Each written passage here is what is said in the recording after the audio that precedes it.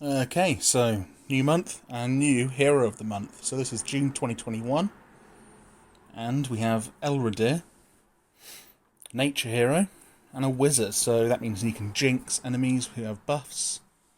And I'm not entirely sure how many. I think it's 25% more damage. I can have a quick check actually.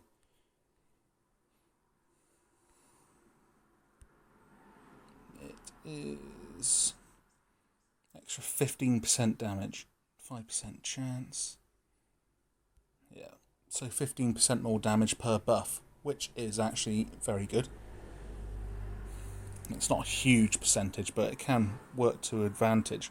I mean, Cobalt's of the obvious choice there, but I think he's pretty good. 255% damage to the target and nearby enemies. Any hero that does hits 3 for full damage on the special is excellent. That's always going to be a good positive. And the cast reflects 100% of damage received from status ailments to all enemies for 3 turns. Now this, I think, is possibly a very interesting special, actually, because there are a lot of status ailment heroes at the moment, and there's probably going to be more to come with Season 4. There are some very strong status ailments out there.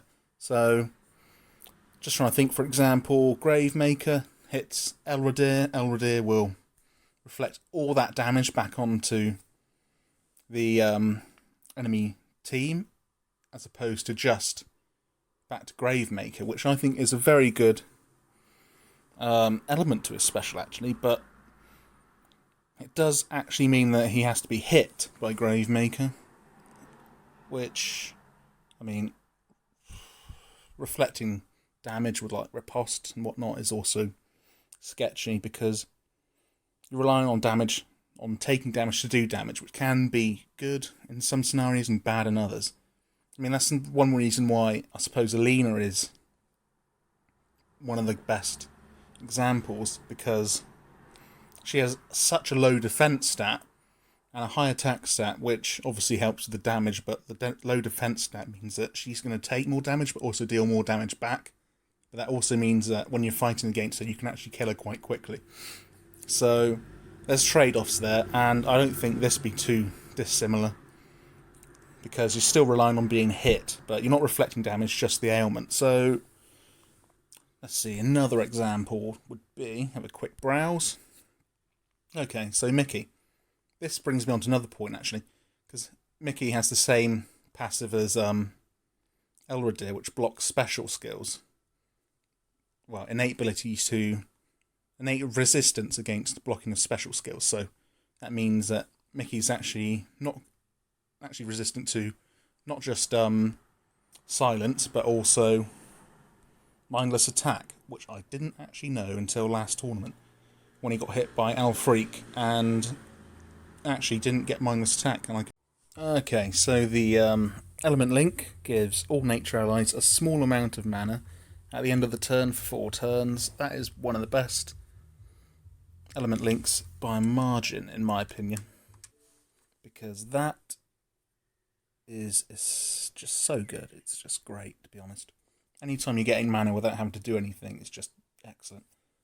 So I still think that's one of the best element links going, to be honest with you. So overall, I think this hero is actually pretty damn good. Stats though, 766 attack, 745, and 1353. The health is pretty low.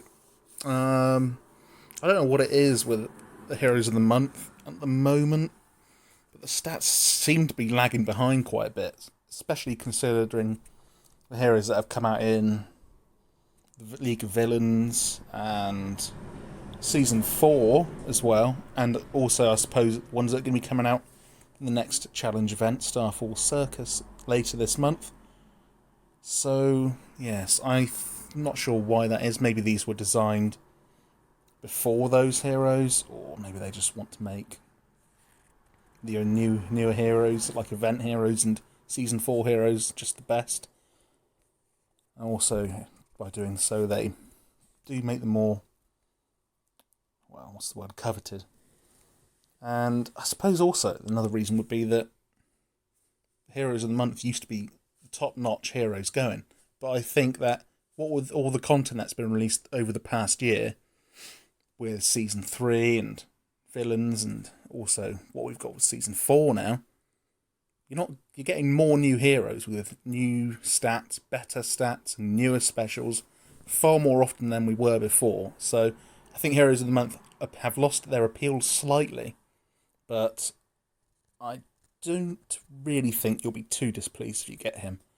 I mean, of course, if you've got other greens that you want to use, and you also got ones that synergize better with the heroes you have, I don't think that's going to be a problem. Waiting to ascend him or not bothering to. I mean, it all depends on your budget and obviously your roster, of course, and what synergies you can come up with.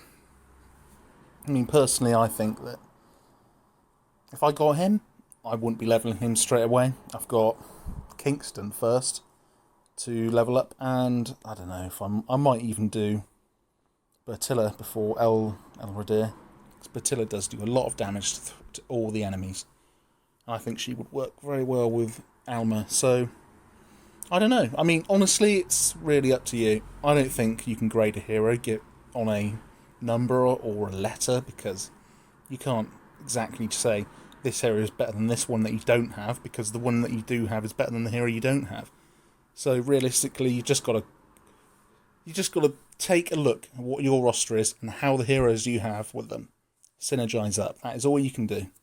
Having said that, I do think this guy would be pretty good. I don't think you should be, unhappy with getting him. I think he's got a lot of potential, and I think this flex of the status ailments could be very good later on down the lines. I mean, I can just think of it. If you were in rush attack, you take Elradir on defense, and you use Mickey, I suppose, he could reflect that straight back to the opposing team, and they would all suffer from the silence.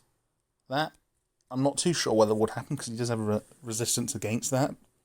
So I don't know whether he would actually reflect it back, if that makes sense, because of how he works and his resistance. But he might do. I mean, that is something that I would like to know. So if anyone has tested that, that'd be great. But of course, with other things like water damage and fire damage, even mana slowing abilities, that sort of thing, poison, reflects all that. Of course, he needs to be hit, and that isn't always the best thing about a riposte or a reflect hero. But that is my thoughts, and I think he could be pretty good.